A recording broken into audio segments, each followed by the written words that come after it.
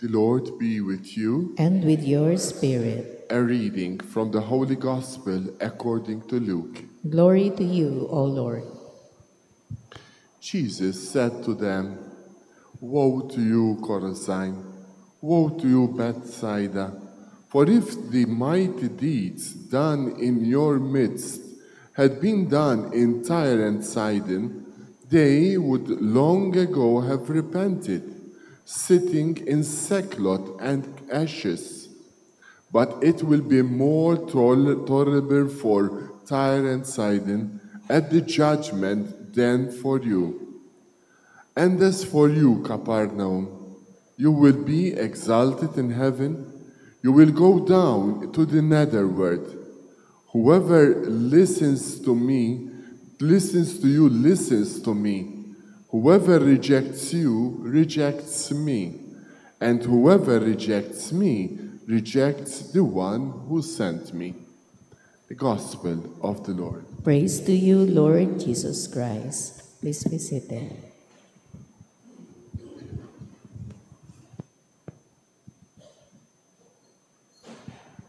Praise with Jesus Christ. Now and forever. Good morning, dear friends. Pakibati din ng magandang umaga ang ating mga kasama. It's beautiful first Friday of the month of October. And to our online parishioners, thank you also for praying with us. Malungkot, no? Malungkot yung makita mo yung mga kababayan mo na nasa sitwasyon na hirap, no? I don't know if you are not affected by it, but I'm sure you all are.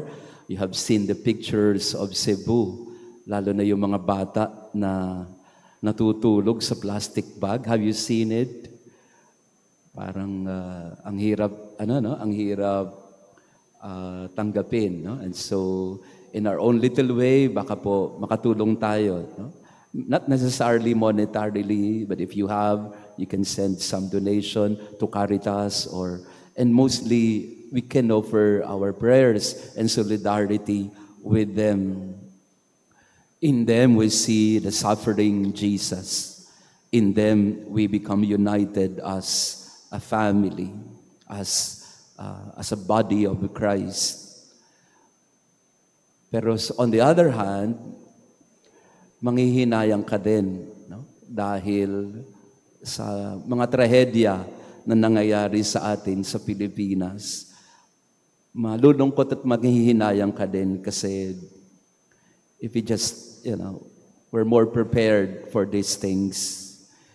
If only we had a government that is always responsive to this, or better yet, prepared for this, no? Lalo na yung mga infrastructures. Kaya dito mo makikita kung gaano kahalaga yung dapat matibay na infrastructure na hindi mo dapat dinadaya. Halimbawa, yung mga pinapatayo na tulay o daan o building. Kasi sa ganito mga pagkakataon, 6.9 magnitude or even more or stronger, we don't know what will happen to us. May mga simbahan din, no, na nasira at nakakapanghinayang din yung mga simbahan na old churches that have been destroyed, nakadapa. There's nothing more that is left except, I don't know if you have seen it also in this beautiful image of Santa Rosa de Lima. I think it was preserved, no? And the Blessed Sacrament was preserved. So kahit nagiba yung mga building o gusali, may natitira, may natira. At yun ay pagpapahayag sa atin na hindi tayo pwedeng magiba ng kahit na malakas na lindol o napakalakas na problema ng buhay. As long as we know that God is with us and we have this strong faith in the Lord, we will not be cursed. Ito yung ebanghelyo natin ngayong umaga. Parang Jesus was, in a way, cursing, or better yet, lamenting the inability of the towns and villages that he visited, to be able to see the hope that was given to them, the healing that was performed before their very eyes, but they were unable to see and recognize the good news that they received from the Lord. So Jesus was so sad because now he is leaving for Jerusalem. Papunta na siya ng Jerusalem. And yet these towns where he performed most of his miracles, in Capernaum, Chorazin, Bethsaida, these are the villages in Galilee where he spent around 3 years of ministry. We are now in Luke chapter 10. I told you time and again that in the Gospel of St. Luke, he spent 3 years in the ministry of Galilee. And by Luke chapter 9 to 19, which makes up around 1/3 of the Gospel, Jesus is on the way to Jerusalem. So itong papaalis na si Jesus sa Galilee, nanghihinayang siya sa mga syudad na ito, sa mga towns na ito, kasi ang dami kong ginawa sa inyo, pero bakit parang sinayang ninyo? Sa halip na tanggapin ninyo, binaliwala ninyo. Sa halip na paniwalaan ninyo, ay naging sarado ang inyong isip at puso sa mga tinuro ko sa inyo. So Jesus, in a way, is lamenting, woe to you, woe to you, woe to you. He is not condemning them. Hindi niya sinusumpa yung mga tao. Sa halip parang nanghihinayang siya. Sayang. Sayang ang lahat ng mga binigay ko sa inyo. Sayang ang mga ginawa ko sa harapan ninyo. So proximity, Jesus was there for 3 years in these towns and villages. So they were so close to Jesus. Jesus would sleep in their towns. Jesus would eat in their tables. Jesus would preach in their mountains and in the Sea of Galilee. And yet, proximity to Jesus is no guarantee that they would accept Him. We can be close to Jesus and yet we still miss Him entirely. Pwedeng nasa harapan mo na si Jesus pero hindi mo pa siya makita. Nakakapanghinayang. Yun yung binibigay sa atin ngayon ng Panginoon na ang daming biyayang binibigay sa inyo, pero sinasayang ninyo. Ayan, pag titinan mo yung konteksto natin sa Pilipinas, no? Sabi ng mga dalubhasa, we are sitting in paradise. Ang Pilipinas ay paraiso. We have the best natural resources. We are the second highest in terms of production of mineral resources that are being exported. We are living and sitting on paradise. And yet, all this are being wasted because we are not able to manage or govern ourselves well. Sayang. This is the feel of the gospel today. Nanghihinayang si Jesus sa mga bayan na hindi siya tinanggap. Sa ating panahon ngayon, parang nakakapanghinayang din na tayo bilang bansa o bilang Pilipino o mga pamilyang Pilipino, sinasayang natin ang mga biyaya na binibigay sa atin ng Panginoon. It's all there. God's providence is abundant. God's mercy is always afforded to us.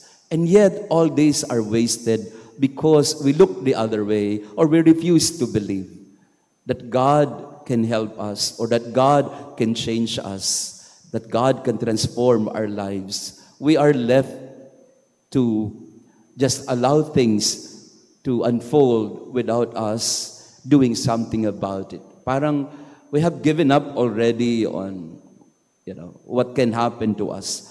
Parang wala nang mangyayaring maganda sa atin. If you go to the Holy Land, ito pong mga binanggit na towns ni Jesus, Tyre, Sidon, Chorazin, Bethsaida, Capernaum, all these are in ruins. Wala na hong existing town na ito. Wala hong natira. And so the prophecy of Jesus somehow came about. Nung tinitinan ni Jesus yung mga bayang ito, alam niya yung mangyayari na Kung naniwala lang sana kayo hindi mangyayari sa inyo ito. Corazin, Bethsaida, Capernaum. Dami kong pinagaling na may sakit sa inyo. Sinayang ninyo. Parang nagsasalita din ng Panginoon sa atin ngayon, no? Sa panahon natin ngayon. Pilipinas, sinasayang ninyo ang grasya ng Diyos na napakalaki at napakalawak ng pag-ibig ng Diyos sa atin, pero sinasayang natin.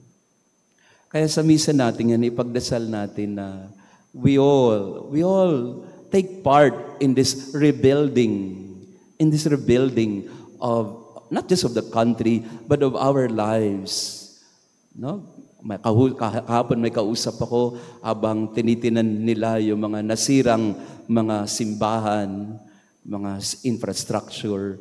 Parang tingin nila, paano kami magsisimula ngayon? No? Paano natin itatayo ulit ang simbahang nasira? Ako, I can feel for the parish priest, for example, of the churches that were destroyed. Parang, paano kaya kung dito sa Goretin nangyari yon?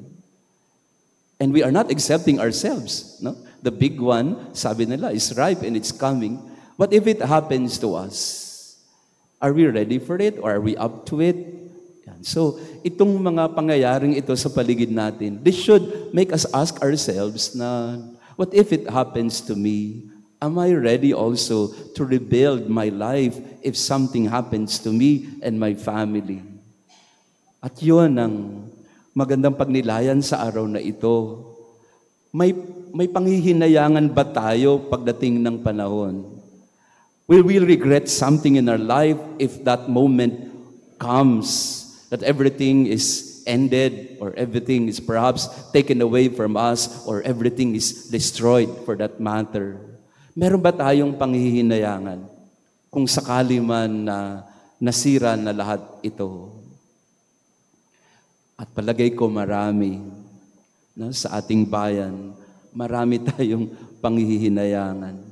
Kasi hindi natin inayos yung ating pagboto, hindi natin inayos ang pagpili ng mamumuno, hindi natin inayos yung ating kalakaran at kultura, hindi natin inayos ang ating pamumuhay bilang pamilya, hindi natin inayos ang sarili nating buhay. And this is also the message of the Sacred Heart to us and also of Our Lady of the Rosary. Consecrate your heart to the heart of Jesus and Mary, so that our lives can be reconstructed and given hope. Just because we are praying, that does not mean that we are already strong in our faith. Just because we go to church, that does not mean that we are allowing God and giving Him the permission to reconstruct our lives.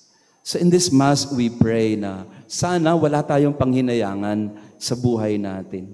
Na kung ano man ang binigay ng Diyos sa atin ay tinatanggap natin, pinagpapasalamat natin, binubuo natin, binabahagi natin. Walang sayang. Laging ang Panginoon ay naghahandog ng biyaya, nagkakaloob ng maraming mga grasya sa atin. Huwag nating sayangin. Let us not waste the graces and blessings that the Lord always gives to us every day. Praise be Jesus Christ. Now and forever. Let us pray. May this sacrament of charity, O Lord, make us fervent with the fire of holy love, so that drawn always to your Son, we may learn to see Him in our neighbor through Christ our Lord. Amen. Maraming salamat po sa inyong lahat sa pagdalo, lalo na sa ating Friday friends. Thank you for being here, and also to our visitors and pilgrims. To our online parishioners, thank you also for praying with us. Tuloy po tayo ng pagtulong sa mga kapatid natin na naapektuhan ng trahedya. We pray for them and we can offer something for them, lalo na sa mga bata na nangangailangan ng mga basic necessities. Again, mga kapatid, pinagpala tayo ng Panginoon. God has blessed us with so much.